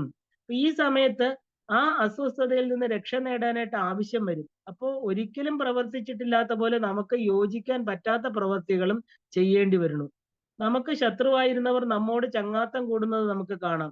അങ്ങനെയുള്ള ചങ്ങാത്തത്തിൽ നിന്ന് സൂചി കൊണ്ട് എടുക്കേണ്ടത് തൂമ്പ കൊണ്ട് എടുക്കുന്നെന്ന് പറഞ്ഞ പോലെ നമ്മൾ അതിസാഹസികമായിട്ടുള്ള യത്നങ്ങൾക്ക് പോകേണ്ടി വരും. സ്വാഭാവികമായിട്ടുള്ള പലതും നമുക്ക് അതിൽ നിന്നും വ്യതിരിക്തമായിട്ട് ചെയ്യേണ്ടതായിട്ട് വന്നുകൂടും. അതായത് ഒരു ദുരൂഹത ഇതിലെല്ലാം സംഭവിക്കുന്നത് നമുക്ക് കാണാം. അപ്പൊ എന്താണ് ഈ അമൃതിന്റെ ആവശ്യകത? അത് അമൃതം എന്ന് പറഞ്ഞാൽ നമ്മുടെ കാമനയുടെ സ്വരൂപം തന്നെയാണ്. അപ്പൊ ആധ്യാത്മിക ശാസ്ത്രത്തിലൂടെ മനുഷ്യ ജീവിതത്തിന്റെ പ്രശ്നങ്ങളും പ്രതിസന്ധികളെയും വിശകലനം ചെയ്ത് അവയ്ക്ക് കാരണവും നിവാരണവും 5 സൂത്രങ്ങളിൽ ക്രോഡീകരിക്കാൻ കഴിയും. എന്തൊക്കെയാണെന്ന് ചോദിച്ചാല് കാമം, കർമ്മം, കാലം, കാര്യം, കാരണം. ഇതിൽ നിന്ന് മനുഷ്യനെ ബാധിക്കുന്നത് ഏറ്റവും വലിയ ആ ഒരു ദുരവസ്ഥയ്ക്ക് നിദാനം കാമനകൾ, അതല്ലെങ്കിൽ ഇച്ഛകളാണ്. അപ്പൊ ഈ പ്രഥമ സൂത്രത്തിന്റെ വ്യാഖ്യാനമാണ് ദേവന്മാരുടെ ജരാനരകൾ, അതായത് സാധാരണ മനുഷ്യന്റെ ആ ഒരു ഭൗതിക ആധ്യാത്മിക പീഡകള്. അത് മാറ്റാൻ അമൃത എന്നുള്ള സിദ്ധ ഔഷധം തന്നെ വേണം, അല്ലെ? അപ്പൊ അത് അനിവാര്യമാണ്. അത് നേടണമെങ്കിൽ എന്ത് വേണം? ആ ഒരു അതിന് വളരെ ഉത്കടമായിരിക്കുന്ന ഒരു ഇച്ഛ വേണം. ഇതിനെയാണ് നമ്മൾ കാമം. ഇതാണ് ആദ്യത്തെ പ്രഥമ സ്വരൂപം എന്ന് പറയുന്നത്. ചുരുക്കത്തില് 1-ാം ഘട്ടത്തിൽ നിന്നും എന്ത് മനസ്സിലാക്കി എന്ന് ചോദിച്ചു കഴിഞ്ഞാൽ ആ ഒരു അഹന്ത അത് ഉൽപ്പന്നമാകുമ്പോൾ നമുക്ക് പിഴവുകൾ പറ്റുന്നു. പിഴവുകൾ അസാധ്യങ്ങളും അതിസാഹസികങ്ങളും പദ്ധതികൾക്ക് രൂപം കൊടുക്കാൻ നമ്മളെ പ്രേരിപ്പിക്കുന്നതുമാണ്. അനാവശ്യക്കാരോട് പോലും നമ്മൾ അതിനായിട്ട് കൂട്ടുകൂടാനുള്ള ഇച്ഛയുണ്ടാകുന്നു. അപ്പൊ സ്വാർത്ഥതയുടെ 2 സൗഹൃദങ്ങൾ ചേർന്ന് മഹാസംരംഭങ്ങൾക്ക് രൂപകൽപ്പന നടത്തുന്നു. അതായത് അഹന്തയുടെ ഫലം അനുഭവിച്ച് തീർക്കാനല്ല, അഹന്തയാൽ തന്നെ അതിനെ അതിക്രമിക്കാനാണ് ഇച്ഛ. അപ്പൊ ഇച്ഛ എന്ന വികാരം അഥവാ കാമനകൾ എന്ന പ്രവാഹം മനുഷ്യരെ ഉത്തേജിപ്പിക്കുന്നു, അല്ലെ? അത് ഈ കഥ നമുക്ക് വളരെ ഭംഗിയായിട്ട് സൂചിപ്പിക്കുന്നുണ്ട്. അപ്പോ അമൃതമഥനം അത് കർമ്മത്തിന്റെ സ്വരൂപമാണ്. 2-ാമത്തെ ഘട്ടം എന്താണ് നമ്മളിപ്പോ ഈ കഥയിൽ കാണുന്നത്? അമൃതമഥനമാണ്, അല്ലെ? പരസ്പര വിരുദ്ധരായിരിക്കുന്ന ദേവന്മാരും അസുരന്മാരും ഏക ലക്ഷ്യത്തോടു കൂടി ചെയ്യുന്ന ഒരു അത്ഭുത കർമ്മത്തെയാണ് നമ്മൾ പാലാഴി മഥനം എന്ന് പറയുന്നത്. ഇത് ആധ്യാത്മികമായിട്ട് ഇതിന് വളരെ അർത്ഥതലങ്ങളുണ്ട്. കാരണം കടയുന്ന വസ്തു തന്നെ ഒരു സമുദ്രമാണ്. സമുദ്രമല്ല, ഏത് ദ്രാവകമായാലും കടയാനായിട്ട് ഒരു മഥനി വേണം. ആ ഒരു മഥനിയെ ചുറ്റി ആ ഒരു ഇരുവശത്തും നീണ്ടു കിടക്കുന്ന കയറിന്റെ 2 ഭാഗത്തും വിപരീത ക്രമത്തിൽ പിടിച്ച് വലിക്കുമ്പോഴാണ് മഥനിക്ക് കടകോലായിട്ട് ആ ഇളകാൻ സാധിക്കുന്നത്. അതായത് കടച്ചിൽ സാധ്യമാകുന്നത്. അപ്പൊ ഒരു പക്ഷം പിടിക്കുമ്പോൾ മറുപക്ഷം വിട്ടുകൊടുക്കണം. അപ്പോ ആ ഒരു മത്തിന്റെ ചുവട് ഭാഗം അങ്ങോട്ടും ഇങ്ങോട്ടും സ്പന്ദിച്ചുകൊണ്ടേയിരിക്കും. അപ്പൊ അതിന്റെ ഫലമായിട്ട് എന്താ പറയാ, മത്ത് വച്ചിരിക്കുന്ന ദ്രാവകത്തിന് പ്രത്യേകമായിട്ട് ഒരു ഇളക്കം സംഭവിക്കും. ഈ ഇളക്കം കൊണ്ട് ദ്രാവകത്തിൽ ലയിച്ചു കിടക്കുന്ന ദ്രവ്യങ്ങൾ പുറത്തേക്ക് വരും, അല്ലെ? തൈര് കടഞ്ഞ് വെണ്ണ എടുക്കുന്നത് നമ്മൾ കണ്ടിട്ടുണ്ട്. അപ്പൊ അരണികൾ കടഞ്ഞ് അഗ്നി ഉൽപ്പാദിപ്പിക്കുന്നതും ഇതിന് ഉദാഹരണമാണ്. ചെറിയ തോതിൽ നാം കാണുന്ന ഈ കടയൽ അനേക യോജന വിസ്താരമുള്ള സമുദ്രത്തിൽ നടത്തിയെന്നും ആ ഒരു കടയലിൽ സമുദ്രത്തിൽ ഒളിഞ്ഞു കിടന്നിരിക്കുന്ന അനേക ദിവ്യ വസ്തുക്കൾ ഉയർന്നു വന്നുവെന്നും പാലാഴി മഥനം നമ്മളോട് പറയുന്നുണ്ട്. ഈ സംഭവത്തിന് ശേഷമാണ് ഐശ്വര്യ സ്വരൂപിണിയായിരിക്കുന്ന ലക്ഷ്മി ദേവി വന്നത്. അമരത്വവും നിത്യത്വവും പ്രദാനം ചെയ്യുന്ന അമൃതം പൊങ്ങി വന്നത്. അപ്പൊ ഇതിനു മുമ്പായിട്ട് പൊങ്ങി വന്ന പല വസ്തുക്കളും ദേവന്മാരും അസുരന്മാരും പങ്കിട്ടെടുക്കുകയുണ്ടായി. അപ്പൊ പല നല്ല വസ്തുക്കളും ദേവന്മാരാണ് എടുത്തത്. വാരുണി മദ്യം പോലെ ആ ഒരു ദോഷകരമായിരിക്കുന്ന ചിലതാണ് അസുരന്മാർക്ക് കിട്ടിയത്. അതുകൊണ്ട് തന്നെ അന്തിമത്തിൽ പൊങ്ങി വന്ന മഹാദ്രവ്യമായിരിക്കുന്ന അമൃത അത് ഉൾപ്പെട്ട കലശവും തന്നെ ആ അസുരന്മാർ കൈക്കലാക്കി അത് തട്ടിക്കൊണ്ടുപോയി. ഒരുപക്ഷെ അസുരന്മാര് മറ്റു നല്ല സാധനങ്ങൾ ഉപേക്ഷിച്ച് കളഞ്ഞത് അവസാനത്തെ അമൃതിനെ തട്ടിക്കൊണ്ടുപോകാനുള്ള ഗൂഢോദ്ദേശത്തിനാണ് എന്ന് ചിന്തിച്ചാലും തെറ്റില്ല. എന്തായാലും കർമ്മത്തിന്റെ യഥാർത്ഥ ഫലം ദുഷ്ടന്മാരാൽ തട്ടിയെടുക്കപ്പെട്ടു. അതാണ് അമൃതമദനത്തിന്റെ പരിണാമം. പക്ഷെ ഇവിടെ ചില മഹാരഹസ്യങ്ങൾ കടന്നു വരുന്നുണ്ട്. എന്താണെന്ന് ചോദിച്ചാല് വാസ്തവത്തില് ദേവന്മാർ അസുരന്മാരെ കൂട്ടുപിടിച്ച് അമൃത് കടഞ്ഞു എന്നാൽ എന്താ? അന്തിമത്തിലുള്ള ആ അമൃതഫലം അസുരന്മാർക്ക് കൂടി നൽകുമെന്ന് ഇവര് ഇച്ഛിച്ചിരുന്നുവോ? അത് ഒരിക്കലും ഉണ്ടാവാൻ സാധ്യതയില്ല.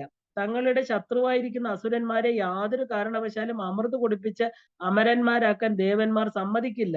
ഇല്ലേ? അപ്പോ ആരംഭത്തിൽ തന്നെ വഞ്ചനയാണ് ദേവന്മാരുടെ മനസ്സിലെന്ന് വ്യക്തം. അപ്പോ അസുരന്മാരിലോ അവർക്ക് ചിന്തയുണ്ട് അമൃത് ദേവന്മാർക്ക് ലഭിക്കരുതെന്ന്. അത് കുടിച്ചാൽ അവർക്ക് കൂടുതൽ യോഗ്യന്മാരാവും. ഇല്ലേ? അത് തട്ടിയെടുക്കണം. അതുകൊണ്ട് അവരിലൂടെ തന്നെ ആ ഒരു തങ്ങൾക്ക് ലഭിക്കുന്ന അവസരം വലിയൊരു ഭാഗ്യമായിട്ടാണ് അസുരന്മാർക്ക് തോന്നിയത്. അപ്പൊ അങ്ങനെയാണ് അവരൊരു ഗൂഢമന്ദസ്മിതത്തോടെ ഇതിന് സമ്മതിക്കുന്നത്. അപ്പൊ ഈ കഥാഭാഗം നോക്കുകയാണെങ്കിൽ വളരെ രസകരമാണ് അല്ലെ? ലക്ഷ്യം, അതായത് നേടേണ്ട വസ്തു പരിശുദ്ധവും ദിവ്യവും മഹത്തരവുമായിരിക്കുന്ന അമൃതം. എന്നാൽ അത് നേടാൻ യത്നിക്കുന്നവരുടെ മനസ്സിൽ എന്താണ്? സ്വാത്വികതയുടെ നേരിയ അംശം പോലും പോയിട്ട് കുടിലതയുടെ ആ കൊടും വിഷത്തോടു കൂടിയാണ് ആ രണ്ട് കൂട്ടരും ഈ കർമ്മം ചെയ്യുന്നത്. അപ്പൊ ഫലത്തിലെ പ്രപഞ്ച നിയമങ്ങൾക്ക് പരിപൂർണമെന്ന നിലയ്ക്ക് ആ ഒരു ഉദാത്ത ലക്ഷ്യത്തിന് ഒരു നികൃഷ്ട മാർഗം അവലംബിച്ചപ്പോൾ നേട്ടമുണ്ടാകാൻ പാടില്ല. ഒരിക്കലും അവിടെ നേട്ടമുണ്ടാകാൻ പാടില്ല. ഈ കഥ വളരെ വ്യക്തമായിട്ടുള്ള കർമ്മഫലങ്ങളെ ആ ഒരു ഗഹനമായിരിക്കുന്ന നൂലാമാലയും അതിന്റെ പരിണാമത്തെയും കൂടിയാണ് നമ്മളെ പഠിപ്പിക്കുന്നത്. അതായത് മനുഷ്യന്റെ ജീവിത രഹസ്യ സൂത്രങ്ങൾ 5 പറഞ്ഞിട്ടുണ്ട്. അതില് രണ്ടാമത്തേതാണ് കർമ്മം. അത് നമ്മൾ ഓർക്കണം. ശ്രീ അയ്യപ്പ ചരിതത്തിന്റെ അത്യത്ഭുതമായിട്ടുള്ള അടുക്കും ചിട്ടയിലൂടെ കടന്നു പോകുമ്പോൾ നമ്മളെ അതിശയപ്പെടുത്തുന്ന ആ ഒരു വേദാന്ത സത്യങ്ങളുടെ ക്രമീകരണം നമുക്ക് തള്ളിക്കളയാൻ സാധ്യമല്ല. എന്താണ് കാമനകള്? ശുഭകാമനകൾക്ക് ശുഭഫലം ഉണ്ടാകും, അശുഭകാമനകൾക്ക് അശുഭഫലങ്ങള്. തൊട്ട് മുമ്പ് നമ്മൾ വ്യക്തമാക്കിയ കഥ അതാണ് നമുക്ക് കാണിക്കുന്നത് അല്ലേ? അശുഭത്വങ്ങളില് നിന്നും അതിസാഹസങ്ങൾ സംഭവിക്കുന്നു. അതിസാഹസങ്ങൾ കർമ്മരൂപങ്ങളാണ്. കർമ്മം എന്നാൽ നമ്മുടെ ഇന്ദ്രിയങ്ങൾ കൊണ്ട് നാം പ്രത്യേക ആവശ്യങ്ങൾ നേടാൻ ചെയ്യുന്ന ചലനങ്ങളാണ്. സൃഷ്ടിയുടെ ക്രമം അനുസരിച്ച് ഈശ്വരൻ, ദേവൻ, മാനവൻ ഇങ്ങനെ വരുമ്പോൾ മനുഷ്യന്റെ ആ തന്റെ ദേഹം കൊണ്ട് പ്രവർത്തിച്ചെങ്കിലേ അവന് വേണ്ട സുഖങ്ങളും അനുഭൂതിയും ശാന്തിയും ലഭിക്കുകയുള്ളൂ. ദേവന്മാർക്കാണെങ്കിലോ ദേഹം കൊണ്ടുള്ള പ്രവൃത്തി വളരെയധികം കുറവാണ്. പകരം അവർക്ക് ഇച്ഛ, അതായത് ചിന്ത കൊണ്ട് കാര്യം നേടാൻ സാധിക്കും. ഈശ്വരനാകട്ടെ ദേഹവും ഇച്ഛയും ആവശ്യമേ ഇല്ല. കാരണം എന്താ? കാര്യവും സാധ്യവും സ്വയം അദ്ദേഹം തന്നെയാണ്. സ്വയം പൂർണ്ണനായതുകൊണ്ട് മറ്റൊരു ബാഹ്യ പ്രതിരൂപം ആവശ്യമില്ല. അപ്പൊ മാനവന്റെ സംജ്ഞയില് മനുഷ്യവർഗം മാത്രമല്ല, ജീവികള്, രാക്ഷസന്മാര് ഒക്കെയും ഇതിനകത്ത് വരും. ആ ഒരു മനുഷ്യന്റെ പരമ്പര തന്നെയാണ് അവര്.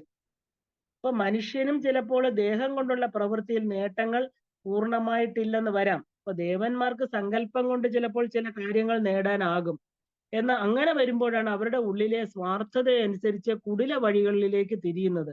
ഏത് കർമ്മം ചെയ്താലും ചെയ്യാതെ വെറുതെ സ്വസ്ഥമായിട്ട് അപഗ്രഥിച്ച് ആ ഒരു ആഗ്രഹിച്ചുകൊണ്ട് തന്നെ ഇരുന്നാലും കാലക്രമത്തിൽ ആഗ്രഹ സാഫല്യം ലഭിക്കുന്നത് വരെ ക്ഷമയില്ലാതാകുമ്പോൾ എന്താ പറയാ, ചില ആ ഒരു വ്യഗ്രതകൾ, അതായത് എങ്ങനെയെങ്കിലും സാധിച്ചെടുക്കുക എന്നുള്ള ഒരു ചിന്ത ഉടലെടുക്കും. അപ്പൊ കർമ്മത്തിന് പകരം അകർമ്മമോ വികർമ്മമോ സംഭവിക്കും.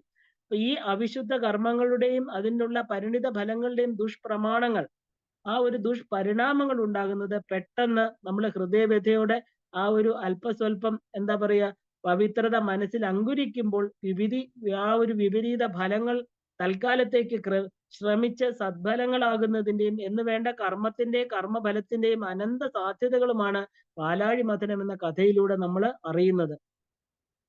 ഈ മഥനത്തിന്റെ ആരംഭം നമ്മൾ ശ്രദ്ധിക്കുകയാണെങ്കിൽ എന്താ, ആ ഒരു മതിച്ചു തുടങ്ങിയപ്പോഴേക്കും ഉയർന്നു വന്നത് എന്താണ്? ഹലാഹലം, അതായത് കാളകൂട വിഷം. അതൊരു കൊടും വിഷമാണ്. ജ്വാലയും പുകയും ചൂടും വേദനയും നിറഞ്ഞ ഒരു കൊടും വിഷം ആ പ്രപഞ്ചത്തിന്റെ മുഴുവൻ വിഴങ്ങാൻ തക്കവണ്ണമാണ് വമിക്കാൻ തുടങ്ങിയത്. ശരിക്കും മഥനകർമ്മത്തിൽ ഏർപ്പെടുന്നവരുടെ മനസ്സിന്റെ പ്രതിബിംബമാണിത്. കാരണം ഈ ഹലാഹല വിഷം തീർച്ചയായും എന്താണ്?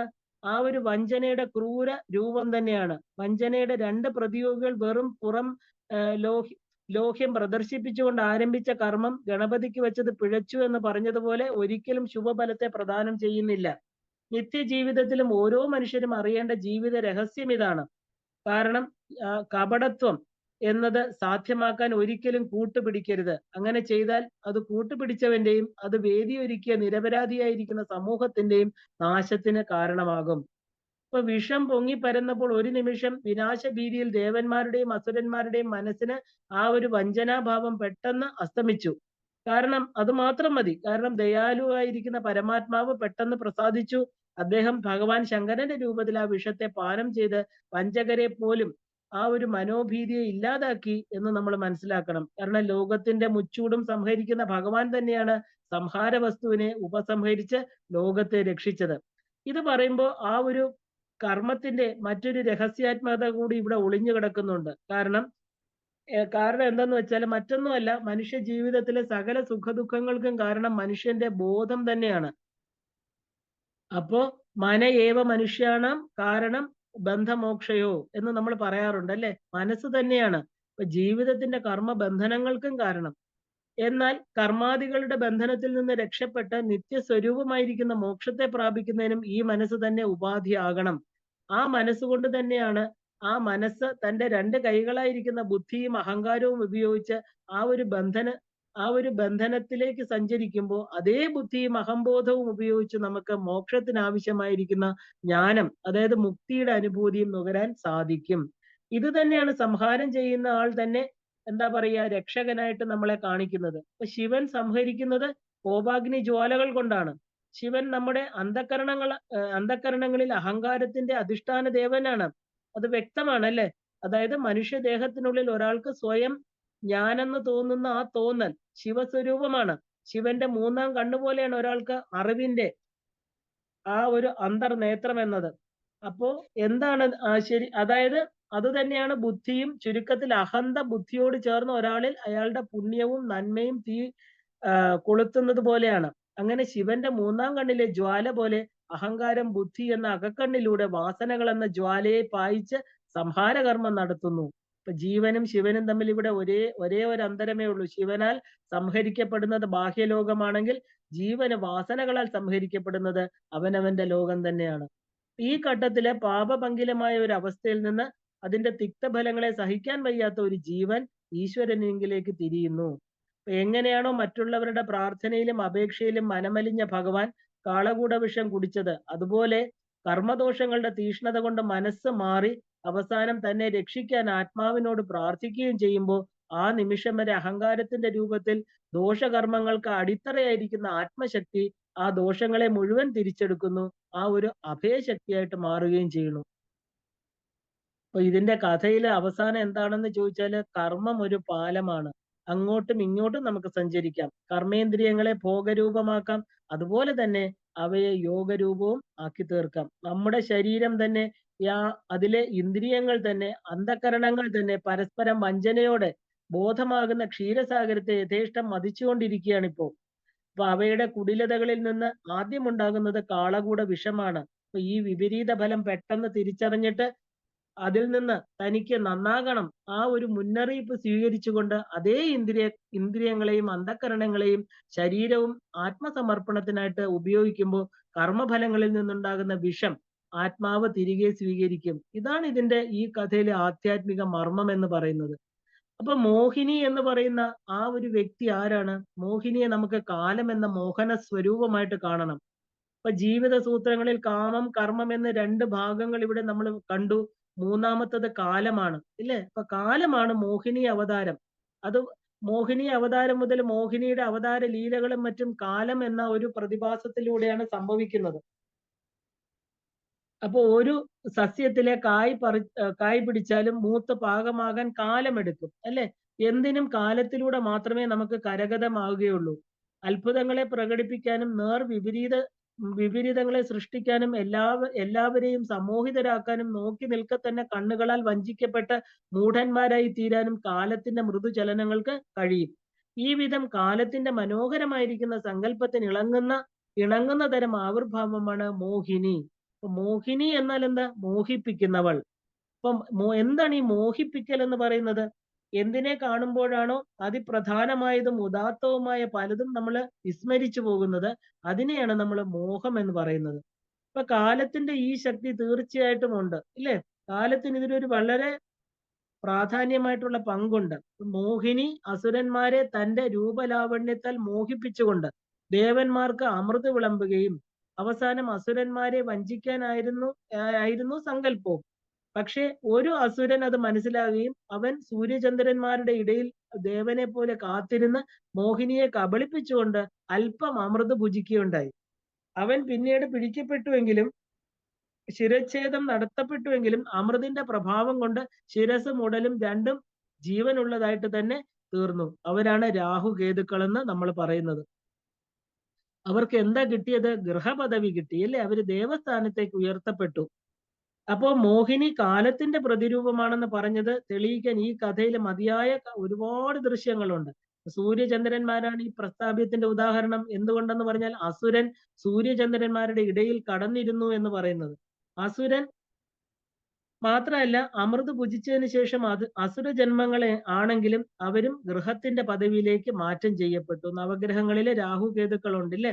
സൂര്യൻ, ചന്ദ്രൻ, രാഹു, കേതു ഇവരെല്ലാം തന്നെ എന്തിനെയാണ് കുറിക്കുന്നതെന്ന് ചോദിച്ചാല് ഇതെല്ലാം തന്നെ കാലഗണനയാണ്, കാലത്തിന്റെ സാക്ഷിത്വമാണ്, പ്രതിബിംബങ്ങളാണ്.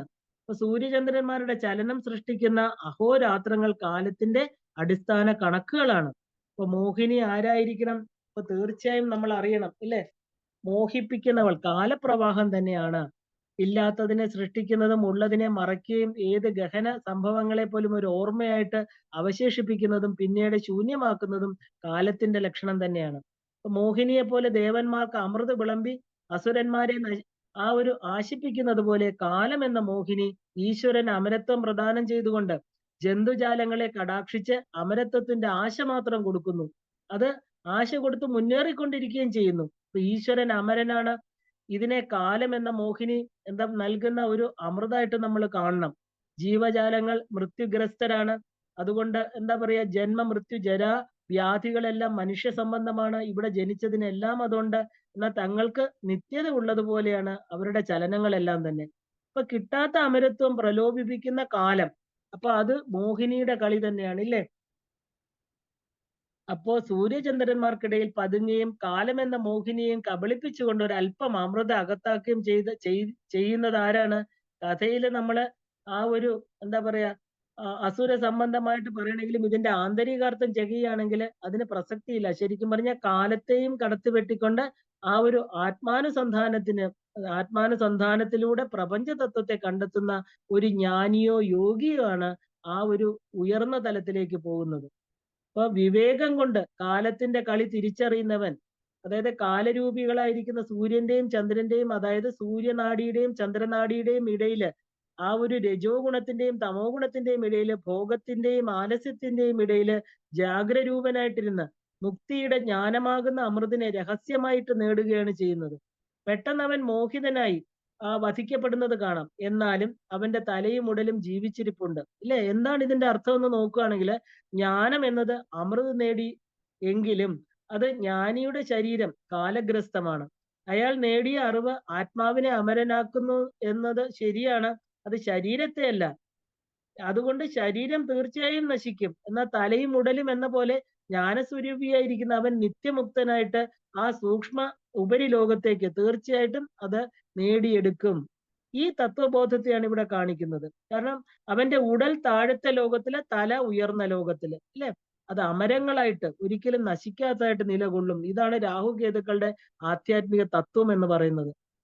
ഇപ്പൊ വിഷ്ണു ഭഗവാൻ സ്വയമേവ തന്നെ കാലസ്വരൂപനാണ്, അല്ലെ? നമുക്കറിയാം. ഭഗവാന്റെ കയ്യിലിരിക്കുന്ന സുദർശന ചക്രം കാലചക്രവുമായിട്ട് ബന്ധപ്പെട്ടതാണ്. ഭഗവത്ഗീതയില് കാലോസ്മി എന്താ പറയാ, കാലമാണ് എന്ന് പറയുന്നുണ്ട്. ഞാൻ ലോകത്തിനെ കാലമായിട്ട് സംഹരിച്ചു കൊണ്ടിരിക്കുന്നു എന്ന് പറയാറുണ്ട്. അപ്പൊ കാലം എന്ന് പറയുന്നത് എന്താ?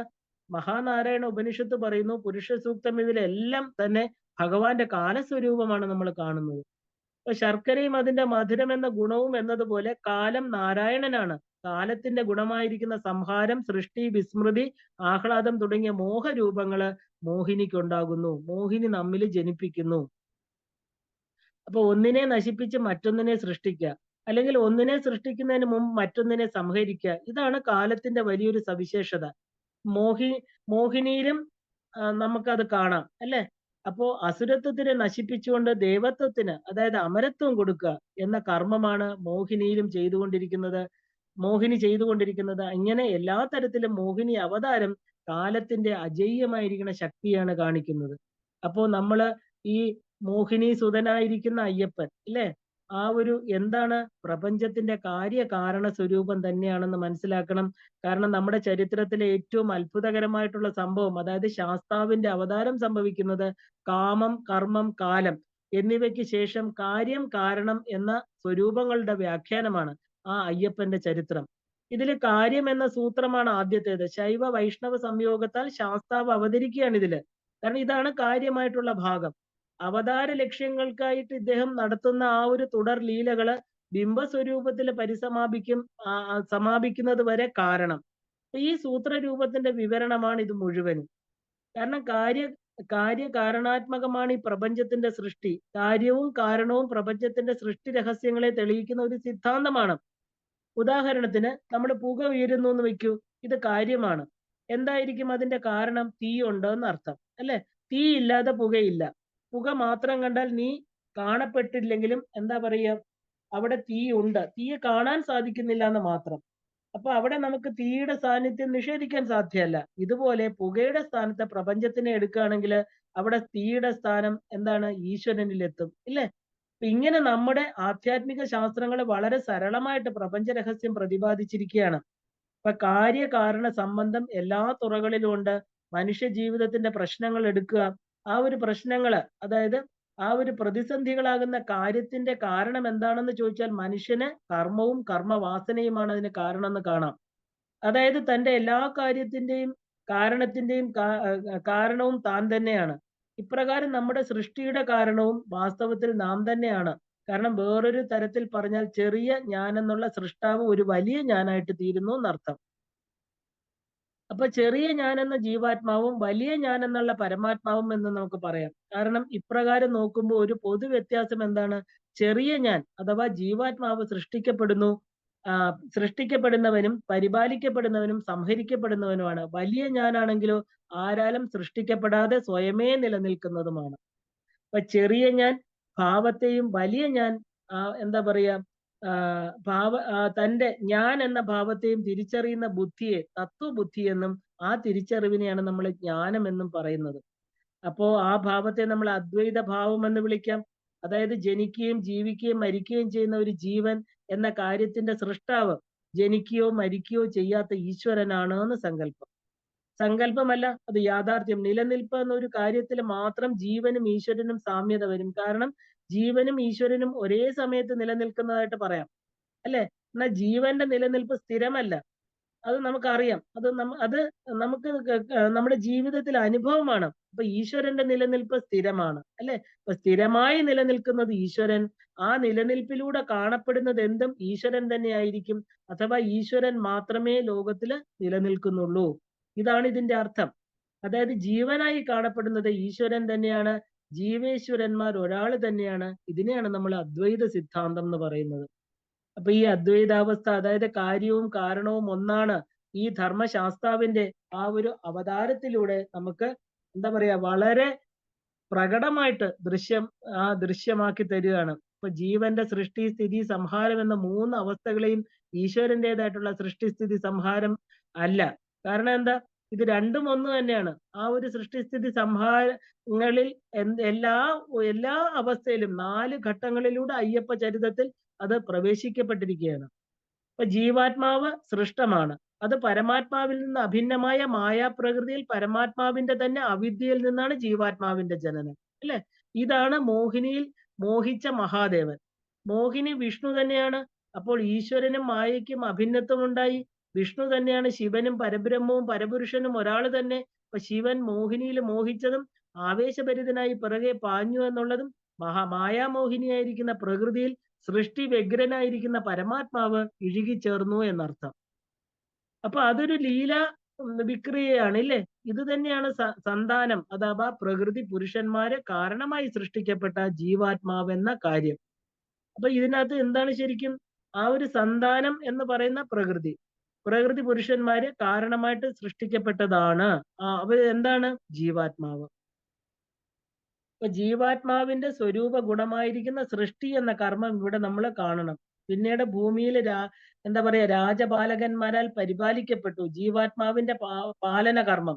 ഇതേ രാജകൊട്ടാരത്തിൽ നിന്ന് മരിച്ചു പോകട്ടെ എന്ന ഉദ്ദേശത്തോടു കൂടി പുലിപ്പാലിന് പറഞ്ഞയക്കുന്നു. അപ്പൊ ജീവാത്മാവിനെ സംഹരിക്കുന്നതിന് തുല്യമാണ് അതല്ലേ? ഇവിടെ വരെ ഈശ്വരന്റെ ജീവഭാവമാണ് നമ്മൾ കണ്ടത്. ഇതില് സൃഷ്ടി സ്ഥിതി സംഹാരം ഇവ മൂന്നും കടന്നു വന്നത് വ്യക്തമായി നമുക്കറിയാം. ഇനിയും ഈശ്വരന്റെ സൃഷ്ടി സംഹാരരഹിതമായിരിക്കുന്ന ബ്രഹ്മഭാവത്തെ കാണണം. എന്താണ്? പുലിപ്പാല് നേടി തിരിച്ചെത്തുന്നു. അയ്യപ്പൻ പിന്നീട് ആരുടെയും സന്താനമാകുന്നില്ല. പുലിയെ നേടിയതോടുകൂടി അയ്യപ്പൻ എന്താ? അമർത്യനായി തീരുകയാണ്. പുലി എന്ന് പറയുന്നത് കാലത്തിന്റെ പ്രതിരൂപം തന്നെയാണ്. പുലി ജീവഹാനി വരുത്തുന്ന ജന്തുവാണ് അല്ലെ? പാലിന് പോയ സമയത്ത് അയ്യപ്പൻ മറ്റുള്ളവരുടെ ദൃഷ്ടിയിൽ എന്താണ്? പുലിയാൽ ഗ്രസിക്കപ്പെട്ടു എന്നാണ് അവരുടെ സങ്കല്പം. അവരാഗ്രഹിച്ചിരുന്നത്. അപ്പൊ കാലമാണ് സംഹരിക്കുന്നത് അല്ലെ? പുലി കാലമാണെങ്കിൽ ആ കാലത്തിനെ കീഴടക്കി യോഗാരൂഢനായിട്ട് സ്വാമി കാലത്തിന്റെ ക്ഷീരം, അതായത് ജീവിതത്തിന്റെ ആ ഗുണപാഠം അഥവാ ജ്ഞാനം പുലിയുടെ പുറത്ത് കയറി കൊണ്ടുവന്നു എന്നർത്ഥം. അപ്പോ ആ ഒരു അമരതയുടെ സന്ദേശവും പ്രതീകമായിട്ട് അവസാനം പുലിയെയും ഉപേക്ഷിച്ചുകൊണ്ട് അദ്ദേഹം എന്താണ് ചെയ്തത്? കാലത്തിനെ ഉപേക്ഷിച്ച് കാരണരൂപനായിരിക്കുന്ന ഈശ്വരനായി അമ്പും വില്ലും ഉപേക്ഷിച്ച് ചിന്മുദ്ര ധരിച്ച് മഹാഗുരുവായി ആ ബോധത്താൽ പ്രബോധത്തെ ഉണർത്തി തന്റെ നിത്യ അമരത്വത്തെ കണ്ടറിഞ്ഞ് പരബ്രഹ്മ സ്വരൂപത്തിൽ, അതായത് ശബരിഗിരി പീഠത്തിൽ അമർന്നു. ഇവിടെ പുലിപ്പാല് തേടിയുള്ള യാത്രയിലെ മഹിഷി മുതൽ നിഗ്രഹിക്കുന്നതുണ്ട്. കാരണം ഈശ്വരഭാവിയായിരിക്കുന്ന ഈശ്വരാവതാരത്തെയും അതിനെ ഗ്രഹിക്കുന്ന ആ ഒരു ഗ്രസിച്ചിരിക്കുന്ന മൃത്യുവിന്റെ ബലമുള്ള കരങ്ങള്, അതായത് യോഗപൂർത്തി കൊണ്ട് അതിനെയും സംഹരിക്കുന്നതായിട്ട് നമ്മൾ എടുക്കണം. കാരണം ഈ കാര്യകാരണ സംബന്ധ രൂപേണ ഒരാള് തന്നെയാണ് ജീവനും ഈശ്വരനുമായിട്ട് തീരുന്നത്. ഈ അദ്വൈത ബോധം സിദ്ധമാക്കണമെങ്കിൽ ഇന്നും എന്നും ആ ഒരു ശബരിഗിരി മൂർധാവിലെ ആ ഒരു അനിത്യ ജ്യോതിസ് പ്രകാശിച്ചുകൊണ്ടേയിരിക്കും. നമ്മൾ അതിനെ തിരിച്ചറിയേണ്ടതാണ്. ഇന്ന് നമുക്കിവിടെ നിർത്താം. എല്ലാവർക്കും ശ്രീമാത്രേ നമഃ.